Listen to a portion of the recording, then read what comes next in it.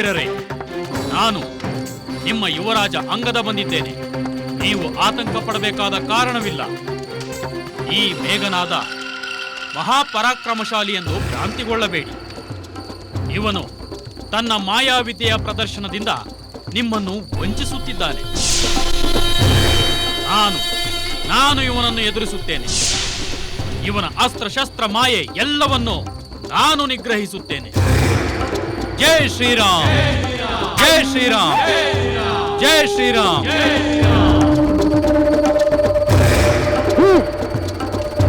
ಬಾಲಕ ಅಂಗದ. ನಾನು ಬಾಲಕ ಅಂಗದನಲ್ಲ, ಕಿಷ್ಕಿಂಧೆಯ ಯುವರಾಜ ಅಂಗದ. ಸರಿ ಸರಿ, ನಾನು ಯಾರು ಗೊತ್ತೋ? ಲಂಕಾಧಿಪತಿಯ ಪುತ್ರ, ಇಂದ್ರನನ್ನೇ ಜಯಿಸಿದ ಇಂದ್ರಜಿತ್ತು. ಓಹೋ, ನೀನು ಇಂದ್ರನನ್ನು ಗೆದ್ದಿರಬಹುದು, ಆದರೆ ಈ ಅಂಗದನನ್ನು ಗೆಲ್ಲಲಾರೆ. ನಾನು ವಾಲಿಯ ಪುತ್ರ. ಆ ವಾಲಿ ಯಾರೆಂದು ಗೊತ್ತೇ? ಹಿಂದೆ ನಿನ್ನ ತಂದೆ ಲಂಕಾಧಿಪತಿ ರಾವಣನನ್ನು ಕೇವಲ ಕುರಿಮರಿಯಂತೆ ಕಂಕುಳಲ್ಲಿಟ್ಟುಕೊಂಡು ಇಡೀ ಭೂಮಂಡಲವನ್ನೇ ಪ್ರದಕ್ಷಿಣೆ ಮಾಡಿದ ಮಹಾಪರಾಕ್ರಮಿ. ಆ ವಾಲಿಯ ಪುತ್ರ ನಾನು. ವಾಲಿಯ ಪುತ್ರನಾಗಿ ವಾಲಿಯನ್ನೇ ಕೊಂದವರ ಪರವಾಗಿ ಯುದ್ಧ ಮಾಡುತ್ತಿರುವೆಯಲ್ಲ, ನಿನಗೆ ಏನು ಹೇಳಲಿ? ಅಂಗದ, ವಾಲಿ ನನ್ನ ತಂದೆಯ ಮಿತ್ರ. ಇತ್ತ ಬಾ, ನಮ್ಮ ಪರವಾಗಿ ಯುದ್ಧ ಮಾಡು. ಇದೇ ಪ್ರಶ್ನೆಯನ್ನು ಕೇಳಿದ ನಿನ್ನ ತಂದೆಗೆ ನಾನು ಅಂದೇ ಸೂಕ್ತ ಉತ್ತರ ನೀಡಿದ್ದೇನೆ. ಈಗ ಈ ವಿಷಯ ಇಲ್ಲಿ ಅಪ್ರಸ್ತುತ. ಒಣಜಂಬದ ವರ್ತನೆಯನ್ನ ಬಿಟ್ಟು ನನ್ನೊಡನೆ ಹೋರಾಡಲು ಸಿದ್ಧನಾಗು, ಇಲ್ಲವೇ ಶರಣಾಗು. ಶರಣಾಗತಿ? ನನ್ನನ್ನೇ ಶರಣಾಗು ಎಂದು ಹೇಳುತ್ತಿರುವ ನಿನ್ನ ಉದ್ಧಟತನಕ್ಕೆ ಮರಣವೇ ಗತಿ. ಸಿದ್ಧರಾಗು.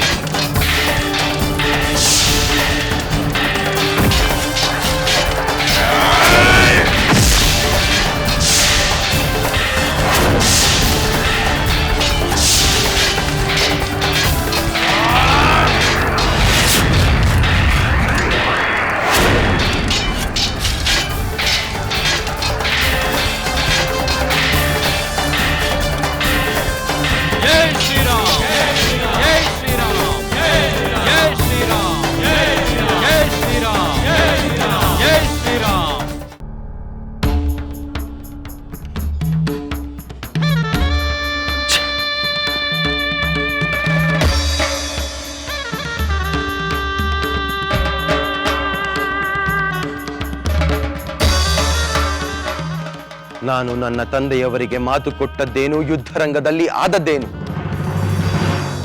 ಕ್ಷಣಾರ್ಧದಲ್ಲಿ ವಾನರರ ಸೈನ್ಯವನ್ನು ಧ್ವಂಸ ಮಾಡುತ್ತೇನೆಂದು ನನ್ನ ತಂದೆ ಎದುರು ವೀರಾವೇಶದಿಂದ ಮಾತನಾಡಿದೆ. ಆದರೆ ಕೇವಲ ಆ ಅಂಗದನಿಗೆ ಸೋತು ಬಂದೆನಲ್ಲ. ಎಂಥ ಅಪಮಾನ! ರಾಮ, ಲಕ್ಷ್ಮಣ, ಸುಗ್ರೀವರನ್ನು ನಿಗ್ರಹಿಸುತ್ತೇನೆಂದು ಹೋದವನು ಆ ಅಂಗದನಿಗೆ ಸೋಲುವಂತಾಯಿತೆ. ನನ್ನ ಶೌರ್ಯ ಪರಾಕ್ರಮಗಳಿಗೆ ಧಿಕ್ಕಾರವಿರಲಿ. ನಾನೀಗ ನನ್ನ ಸೋತ ಮುಖವನ್ನು ನನ್ನ ತಂದೆಯವರಿಗೆ ಹೇಗೆ ತೋರಿಸಲಿ? ಕುಮಾರ ಮೇಘನಾದ. ತಂದೆಯೇ, ನಾನು ಹತಾಶನಾಗದಿರು ಕುಮಾರ. ಅಂಗದನಿಗೆ ಸೋತೆನೆಂದು ಚಿಂತಿಸಬೇಡ. ನೀನು ನನ್ನ ವೀರಪುತ್ರ. ನಿನಗೆ ಸುಗ್ರೀವನನ್ನು ಗೆಲ್ಲುವ ಬಲವಿದೆ. ಹನುಮಂತನನ್ನು ಗೆಲ್ಲಬಲ್ಲೆ. ಆ ರಾಮ ಲಕ್ಷ್ಮಣರನ್ನೇ ಗೆಲ್ಲಬಲ್ಲೆ. ಹೋಗು, ಅವರನ್ನು ಪರಾಭವಗೊಳಿಸಿ ನಿನ್ನ ಸೋಲಿನ ಸೇಡನ್ನು ತೀರಿಸಿಕೋ. ಪ್ರತೀಕಾರದ ಬಗ್ಗೆ ಚಿಂತಿಸು ಕುಮಾರ. ಹೋಗು, ಯುದ್ಧ ಭೂಮಿಗೆ ಹೋಗಿ ನಿನ್ನ ಛಲವನ್ನು ತೋರಿಸು. ಇಂದ್ರನನ್ನೇ ಗೆದ್ದ ನಿನಗೆ ರಾಮ ಲಕ್ಷ್ಮಣರನ್ನು ಗೆಲ್ಲುವುದು ಕಷ್ಟವೇನಲ್ಲ. ಹೋಗು ಕುಮಾರ, ಹೋಗು.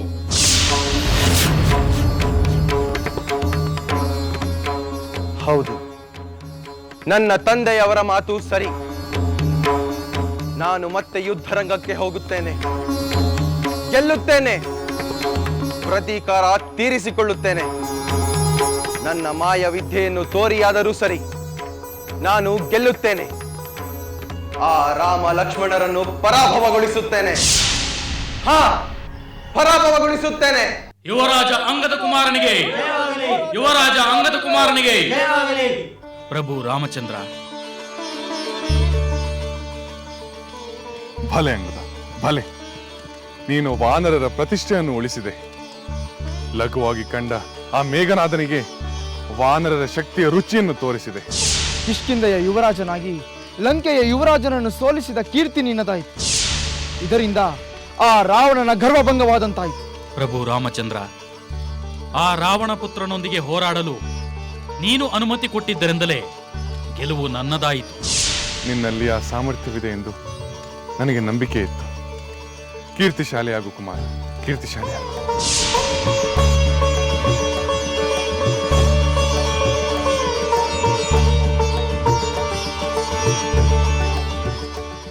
ಚಿಕ್ಕಪ್ಪ, ಪ್ರಿಯ ಪುತ್ರ ಅಂಗದ, ನಿನ್ನಲ್ಲಿ ನನ್ನ ಸೋದರ, ನಿನ್ನ ತಂದೆ ವಾಲಿಯ ಪರಾಕ್ರಮವನ್ನು ಕಂಡಂತಾಯಿತು. ನನಗೆ ಹೆಮ್ಮೆ ಆಗಿದೆ, ಅತ್ಯಂತ ಹೆಮ್ಮೆ ಆಗಿದೆ.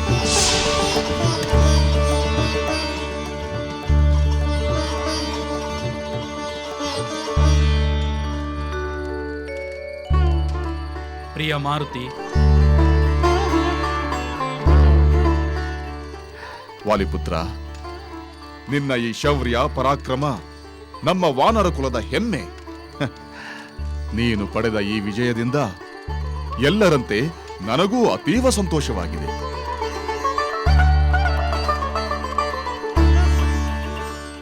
ಪ್ರಿಯ ವಿಭೀಷಣ,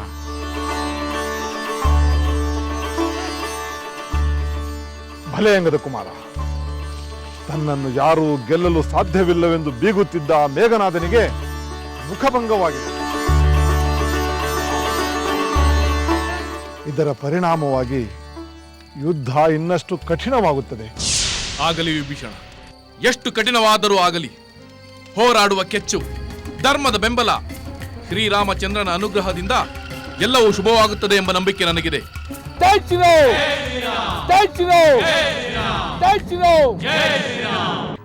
ನಮ್ಮ ಯುವರಾಜ ಅಂಗದನೇ ಆ ರಾವಣ ಪುತ್ರ ಇಂದ್ರಜಿತುವನ್ನು ಒಮ್ಮೆ ಪರಾಭವಗೊಳಿಸಿದ.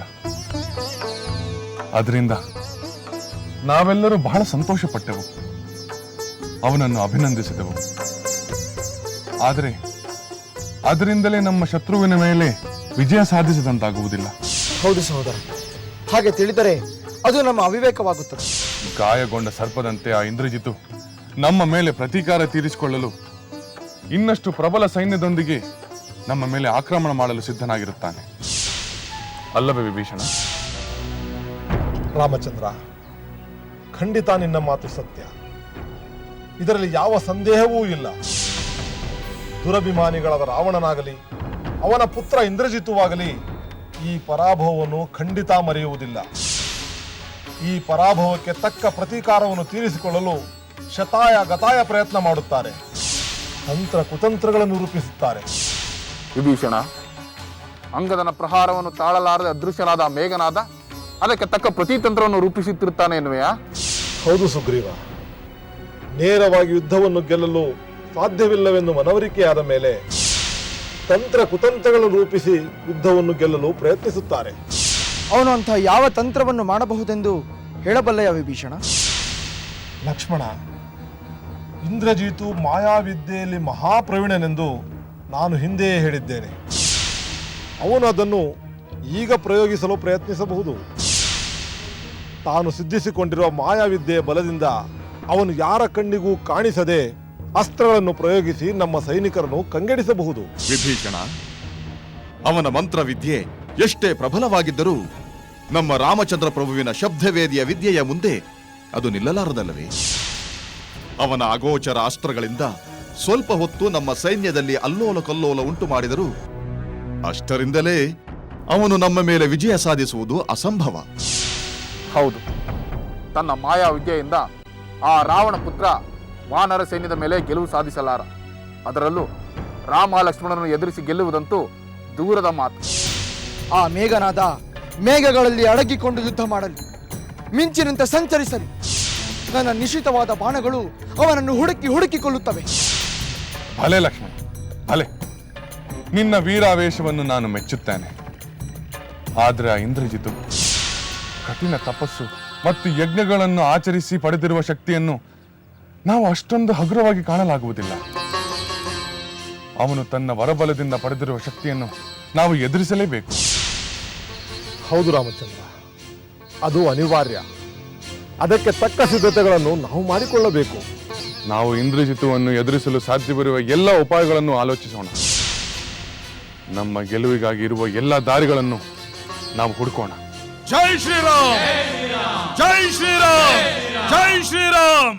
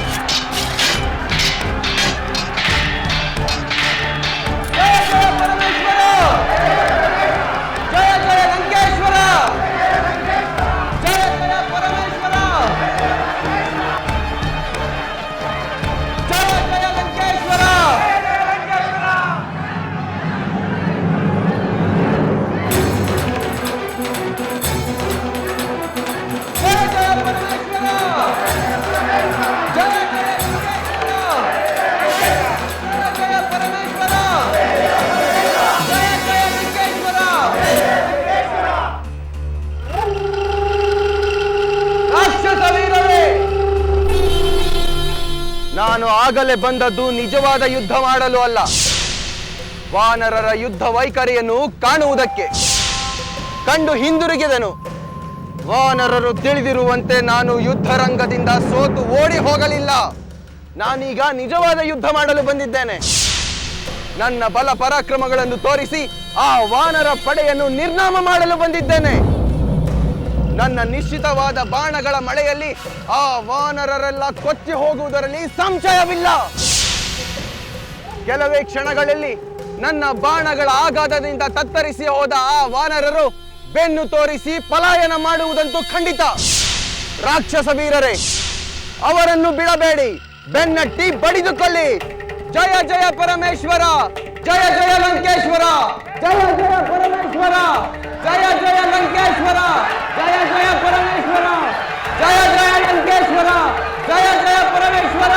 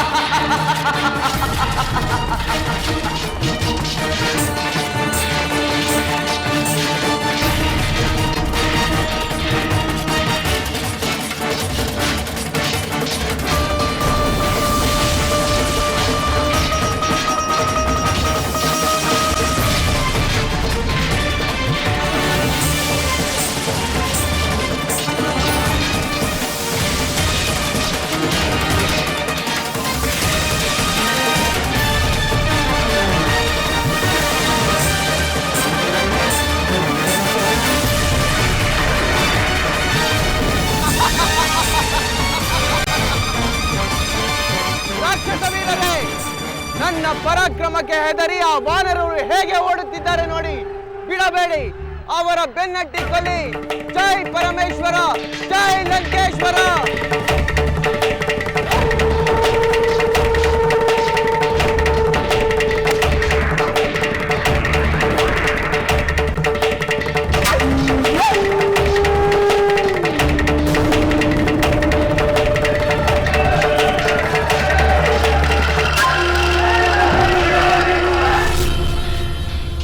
ರಾಕ್ಷಸ ವೀರರೇ, ಆ ವಾನರ ಮುಖದಲ್ಲಿ ಕಾಣುವ ಮೃತ್ಯು ಭೀತಿಯನ್ನು ನೋಡಿ. ಅವರ ಪಾಲಿಗೆ ಈಗ ನಾನೇ ಕಾಲಯಮ. ನನ್ನ ಪರಾಕ್ರಮಕ್ಕೆ ಸಾಟಿಯಾರು. ನನ್ನನ್ನು ತಡೆದು ನಿಲ್ಲಿಸುವ, ಹೋರಾಡಿ ಗೆಲ್ಲುವ ಧೀರ ಯಾರಿದ್ದಾರೆ? ಹಿಂದೆ ಈ ಯುದ್ಧವನ್ನು ಸಮಾಪ್ತಿಗೊಳಿಸುತ್ತೇನೆ.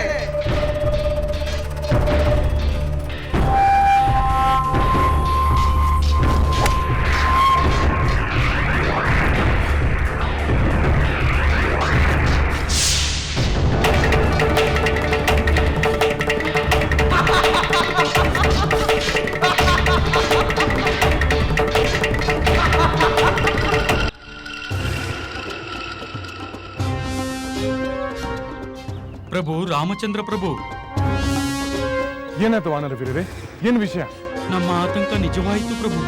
ನಾವು ಅಂದುಕೊಂಡಂತೆ ಅಂಗದನಿಂದ ಪರಾಭವಗೊಂಡು ಹೋದ ಆ ಇಂದ್ರಜಿತು ಮರಳಿ ಬಂದು ವೀರಾವೇಶದಿಂದ ಹೋರಾಡುತ್ತಿದ್ದಾನೆ. ನಮ್ಮ ವಾನರ ಸೇನೆಯನ್ನ ಕಂಗೆಡಿಸುತ್ತಿದ್ದಾನೆ. ನಮ್ಮ ವಾನರ ಸೈನಿಕರು ದಿಕ್ಕಾಪಾಲಾಗಿ ಓಡುತ್ತಿದ್ದಾರೆ ಪ್ರಭು. ಅವನು ಕಾಣುತ್ತಿಲ್ಲ. ಆದರೆ ಅವನು ಒಮ್ಮ ಬಿಟ್ಟ ಬಾಣಗಳು ಒಂದೊಂದು ನೂರಾಗಿ ವಾನರರನ್ನು ಕಾಡುತ್ತಿವೆ ಪ್ರಭು. ಭೀಷಣ ಹೇಳಿದಂತೆ ಆ ನೀಚ ರಾಕ್ಷಸನ ಮಾಯೆ ಪ್ರಬಲವಾಗಿದೆ. ಸಹೋದರ, ನನಗೆ ಅಪ್ಪಣೆಯನ್ನು ಕೊಡು. ನಾನು ಈಗಲೇ ಹೋಗಿ ಕಣ್ಣಿಗೆ ಕಾಣದ ಆ ಇಂದ್ರಜಿತು ಸತ್ತು ಬೀಳುವಂತೆ ಮಾಡುತ್ತೇನೆ. ಸಾವಧಾನ ಲಕ್ಷ್ಮಣ, ಸಾವಧಾನ. ನಿನ್ನ ಉತ್ಸಾಹವು ಮೆಚ್ಚಬೇಕಾದದ್ದೇ. ಆದರೆ ಮಾಯಾವಿಯೊಡನೆ ಹೋರಾಡಲು ನಿನ್ನೊಬ್ಬನನ್ನೇ ಕಳುಹಿಸಲು ನನ್ನ ಮನಸ್ಸು ಒಪ್ಪುತ್ತಿಲ್ಲ. ನಾನು ನಿನ್ನೊಡನೆ ಬರುತ್ತೇನೆ. ನಡೆ ಹೋಗೋಣ. ಹನುಮಂತ, ಪ್ರಭು ಜಾಂಬವಂತ, ನೀವಿಬ್ಬರು ಇಲ್ಲಿಯೇ ಇರಿ. ಪ್ರಭು ರಾಮಚಂದ್ರ, ನಾನು ನಿಮ್ಮೊಡನೆ ಬರುತ್ತೇನೆ. ಬೇಡ ವಿಭೀಷಣ, ನನ್ನ ರಕ್ಷಣೆಯಲ್ಲಿರುವ ನಿನಗೆ ಯಾವ ಆಪತ್ತು ಸಂಭವಿಸಲು ನಾನು ಅವಕಾಶ ಕೊಡುವುದಿಲ್ಲ. ನಾನು ಬರುತ್ತೇನೆ ರಾಮಚಂದ್ರ. ಬೇಡ ಸುಗ್ರೀವ, ಈ ಕಾರ್ಯವನ್ನು ನಾವಿಬ್ಬರೇ ಮಾಡುತ್ತೇವೆ. ರಾಮಚಂದ್ರ ಪ್ರಭು, ನಾವು ಗಾಯಾಳುಗಳಿಗೆ ಉಪಚಾರದ ವ್ಯವಸ್ಥೆ ಮಾಡುತ್ತೇವೆ. ಆಗಲಿ. ವಾನರ ವೀರರೇ, ನಡೆಯಿರಿ, ನಾವು ರಣರಂಗಕ್ಕೆ ಹೋಗೋಣ. ಆ ಇಂದ್ರಜಿತುವಿನ ಮಾಯ ಯುದ್ಧದ ವಿರುದ್ಧ ನಮ್ಮ ಧರ್ಮ ಯುದ್ಧವನ್ನು ಆರಂಭಿಸೋಣ. ಆಗಲಿ ಪ್ರಭು.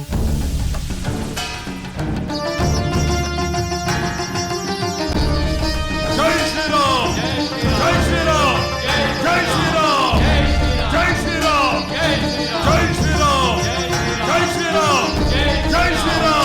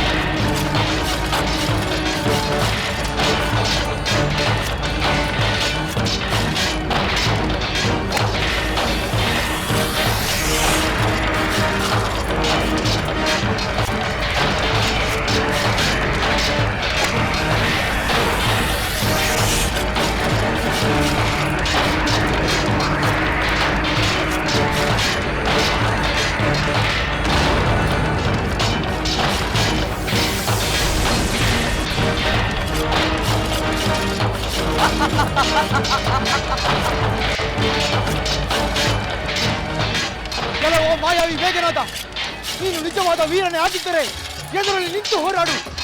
ಹೇಡಿಯಂತೆ ಮರೆಯಲ್ಲಿ ನಿಂತು ಬಾಣ ಪ್ರಯೋಗಿಸಬೇಡ.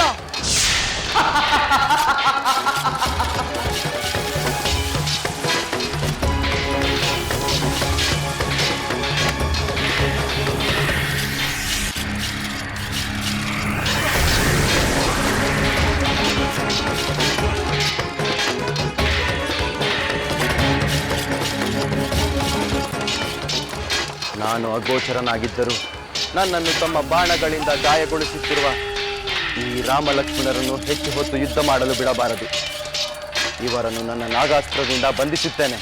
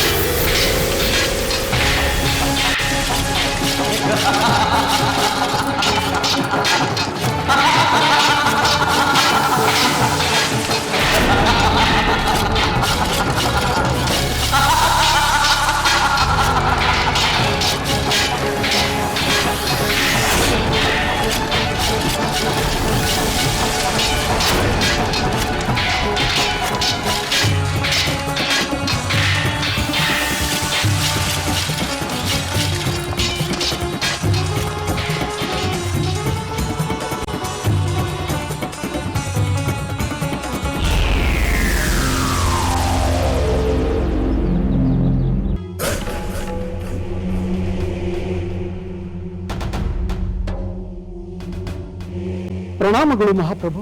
ಬಾ ಪ್ರಹಸ್ತ, ನಾನು ನಿನಗಾಗಿ ಕಾಯುತ್ತಿರುವೆ. ರಣರಂಗದಿಂದ ಬರುತ್ತಿರುವೆ ತಾನೆ?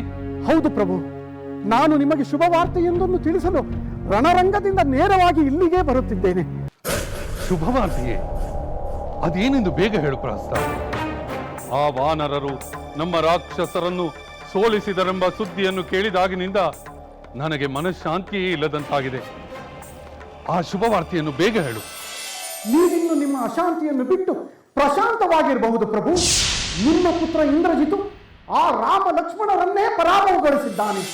ಪ್ರಹಸ್ತ, ಏನು ಹೇಳ್ತಿರುವೆ? ನನ್ನ ಪುತ್ರನು ರಾಮ ಲಕ್ಷ್ಮಣರನ್ನು ಪರಾಭವಗೊಳಿಸಿದ್ದಾನೆ? ನಿಜದಲ್ಲಿ ನಿಜ ಪ್ರಭು. ಆ ರಾಮ ಲಕ್ಷ್ಮಣರು ನಮ್ಮ ಇಂದ್ರಜಿತು ಪ್ರಯೋಗಿಸಿದ ನಾಗಾಸ್ತ್ರದಿಂದ ಬಂಧಿತರಾಗಿ ನೆಲದ ಮೇಲೆ ಮಲಗಿದ್ದಾರೆ ಪ್ರಭು. ಭಲೆ ಭಲೆ ಪ್ರಹಸ್ತ, ಭಲೆ. ನೀನು ನನಗೆ ಕರ್ಣಾನಂದಕರವಾದ ವಾರ್ತೆಯನ್ನೇ ತಂದಿರುವೆ. ಹೇಳು, ನಿನಗೇನು ಬೇಕು ಕೇಳ್ಕೊಡುತ್ತೇನೆ. ಕೇಳು ಪ್ರಹಸ್ತ. ಪ್ರಭು, ನಿಮ್ಮ ಸಂತೋಷವೇ ನನ್ನ ಸಂತೋಷ. ಅದನ್ನು ಬಿಟ್ಟು ನನಗೆ ಬೇರೇನೂ ಬೇಡ ಪ್ರಭು. ವಾನರ ಗೆಲುವಿನಿಂದ ನೀವು ಆತಂಕಗೊಂಡಿದ್ದಿರಲ್ಲ, ಅದರ ನಿವಾರಣೆಯಾಗಿ ನಿಮಗೆ ಸಮಾಧಾನವಾಯಿತಲ್ಲ ಪ್ರಭು, ಅಷ್ಟೇ ಸಾಕು. ಪ್ರಹಸ್ತ, ಆ ರಾಮ ಲಕ್ಷ್ಮಣರನ್ನು ಹೊರೆಗುರುಳಿಸಿದ ನನ್ನ ವೀರ ಪುತ್ರ ಮೇಘನಾದನನ್ನು ನೋಡಬೇಕೆಂಬ ನನ್ನ ಮನಸ್ಸು ತವಕಿಸುತ್ತಿದೆ. ಕೂಡಲೇ ಅವನನ್ನು ಬರ ಹೇಳು. ಅವನೊಡನೆ ನಾನು ವಿಜಯೋತ್ಸಾಹವನ್ನು ಆಚರಿಸುತ್ತೇನೆ. ಹಾಗೆಯೇ ಆಗಲಿ ಪ್ರಭು, ಈ ಕೂಡಲೇ ಬರ ಹೇಳುತ್ತೇನೆ.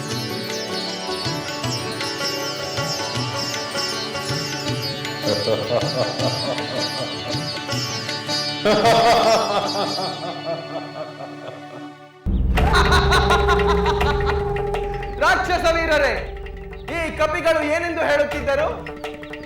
ಪರ್ವತ ಶಿಖರಗಳ ಪ್ರಹಾರದಿಂದಲೇ ಲಂಕೆಯನ್ನು ಪುಡಿ ಪುಡಿ ಮಾಡೋಣ, ಮುಷ್ಟಿಯಿಂದಲೇ ಸಮಸ್ತ ರಾಕ್ಷಸರನ್ನು ಸಂಹರಿಸಿ ಬಿಡೋಣ ಎಂದಲ್ಲವೇ? ಅಷ್ಟೇ ಅಲ್ಲ ರಾಜಕುಮಾರ, ವಾನರರು ಮಹಾವೀರನಾದ ಶ್ರೀರಾಮನೇ ಜಯಶಾಲಿಯಾಗುತ್ತಾನೆಂದು ಅಬ್ಬರಿಸುತ್ತಿದ್ದರು.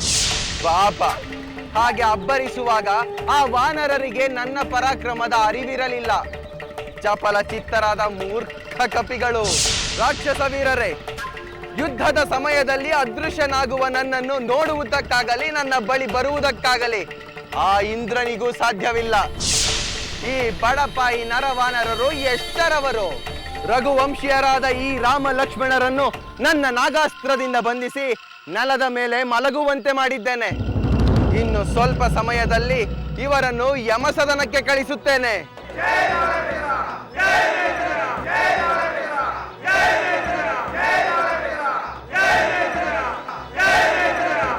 ರಾಕ್ಷಸ ಬಂಧುಗಳೇ, ಸರಿಯಾಗಿ ನೋಡಿ.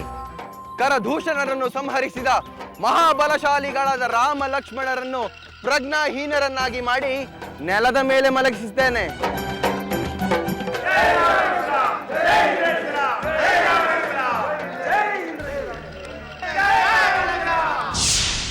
ಮುನಿ ಸಮೂಹದೊಡನೆ ಸಮಸ್ತ ದೇವತೆಗಳೇ ಬಂದರು, ಸಮಸ್ತ ದಾನವ ಕುಲವೇ ಬಂದರು, ನನ್ನ ಬಾಣಗಳ ಬಂಧನದಿಂದ ಈ ರಾಮ ಲಕ್ಷ್ಮಣರನ್ನು ಬಿಡುಗಡೆಗೊಳಿಸಲು ಸಾಧ್ಯವಿಲ್ಲ. ಯಾರ ಕಾರಣದಿಂದ ನನ್ನ ತಂದೆ ಶೋಕ ಪೀಡಿತರಾಗಿದ್ದರು, ನಿದ್ರಾಹೀನರಾಗಿದ್ದರು, ಯಾರ ಕಾರಣದಿಂದ ಈ ಲಂಕಾ ನಗರವೇ ವ್ಯಾಕುಲಗೊಂಡಿತ್ತೋ, ಯಾರು ಈ ಲಂಕೆಗೆ ಆಪತ್ಕಾರಿಯಾಗಿದ್ದರೋ ಅಂಥ ರಾಮನನ್ನು ನಾನು ಇಂದು ಜಯಿಸಿದ್ದೇನೆ.